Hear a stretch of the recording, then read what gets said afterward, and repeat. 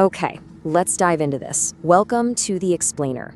Today, we're unpacking a really fascinating, dramatized case, but it's one that's based on very real, absolutely modern financial fraud patterns. We're looking at the anatomy of a massive government scam. And look, there are no ski masks here, no getaway cars, and definitely no dramatic bank vault explosions.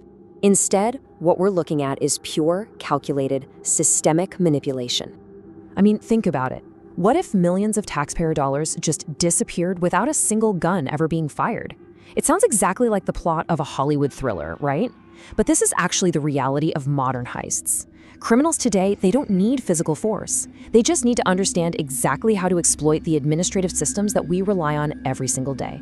It's quiet, it's totally bloodless, and it happens right under our noses by the very people trusted to protect public money. We are talking about a staggering $15 million. That's how much vanished through a carefully planned financial fraud in 2023, representing cases uncovered by investigators all over the world. The stakes are incredibly high here. When public money is siphoned off at this kind of scale, it's not just some rounding error in a massive ledger. It is a massive, real-world loss to taxpayers. But you have to ask, how does a number this huge simply slip through the cracks of government oversight? Well, that brings us to our first major phase. Section 1, the perfect target. You know, every successful heist needs a mark. And in this scenario, the mark is a super busy government department responsible for infrastructure development. We're talking about the folks processing payments for contractors building our roads, our bridges, schools, and hospitals. This department handles billions of dollars and processes hundreds of payments every single month. And when you're dealing with that kind of crushing everyday workload, a really distinct vulnerability emerges: human trust. Because employees were processing massive stacks of paperwork every day, they simply had to trust that documents appearing legitimate actually were. They literally didn't have the time or the resources to deeply audit every single sheet of paper that crossed their desks. And that necessity, that required trust, well, that became the criminal's absolute biggest weapon.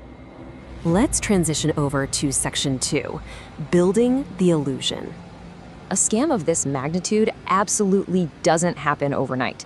Months before a single cent was ever stolen, this criminal group was quietly laying an intricate trap to look absolutely flawless on paper.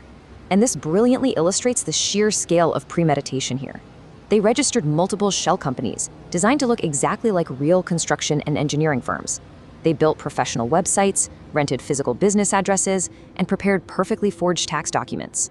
They even staffed phone lines with members of their own group pretending to be company representatives. So if a government clerk called, a real person would actually answer the phone. They created this massive, airtight illusion. But here is the vital fact you need to remember. Despite this massive checklist of corporate infrastructure, not a single road was ever built by them. Turns out, laying imaginary asphalt is highly profitable. So how did they know exactly what to forge to get past the gatekeepers? Well, investigators later suspected the presence of an insider. While a normal employee just follows the standard processing workflows, the insider allegedly knows the exact blind spots of the entire system.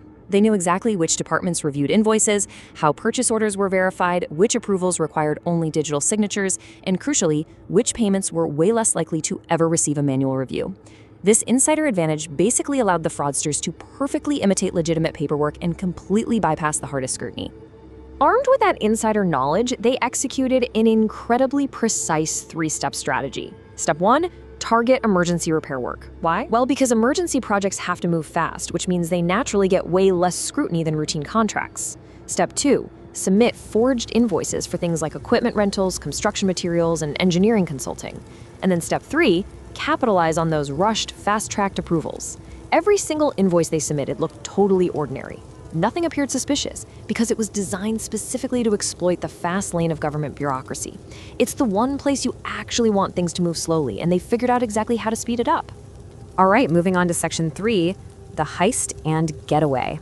The trap was perfectly set. As payment requests reached the finance department over a period of several weeks, the employees checked that the forms looked complete, the digital approvals appeared valid, and the vendor records matched.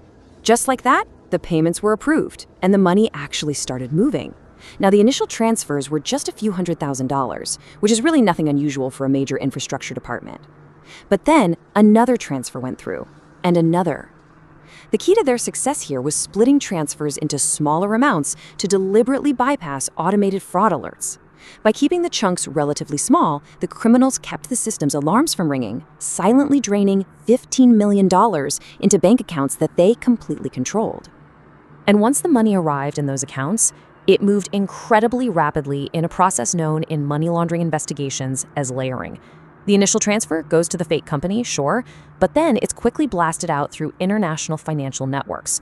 From there, some of it goes into cryptocurrency exchanges, while other portions are converted into luxury goods or just withdrawn as hard cash.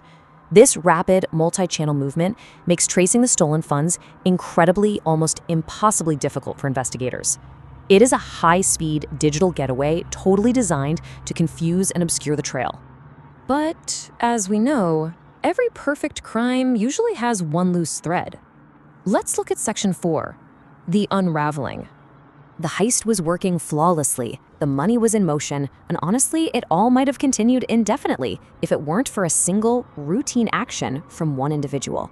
A project manager simply wanted an update on a construction project listed in his payment records. He asked another department for the status, and they responded with total confusion. There is no such active project.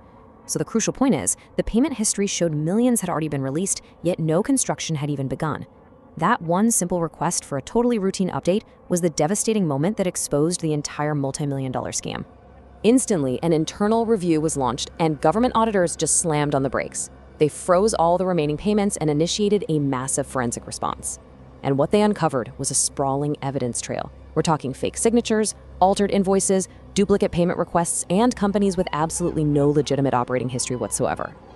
Digital forensic experts had to go in and actually recover deleted emails and transaction logs, while financial investigators painstakingly mapped the movement of every single dollar.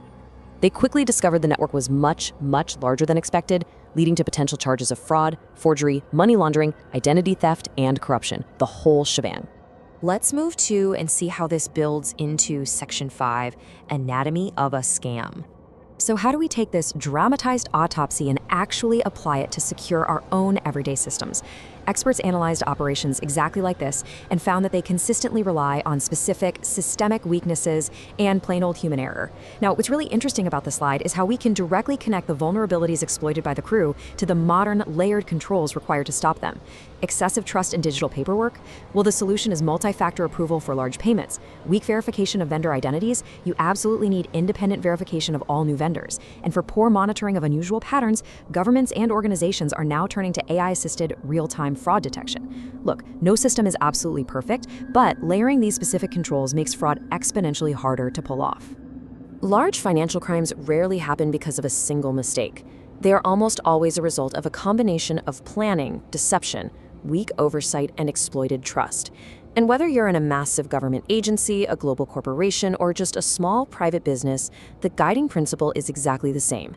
Verify before you pay. Because the next big scam may begin with nothing more than a single fake document. So you have to ask yourself, are the systems you rely on secure enough to catch it? Thank you so much for joining me for this explainer. Stay alert out there, and I'll see you next time.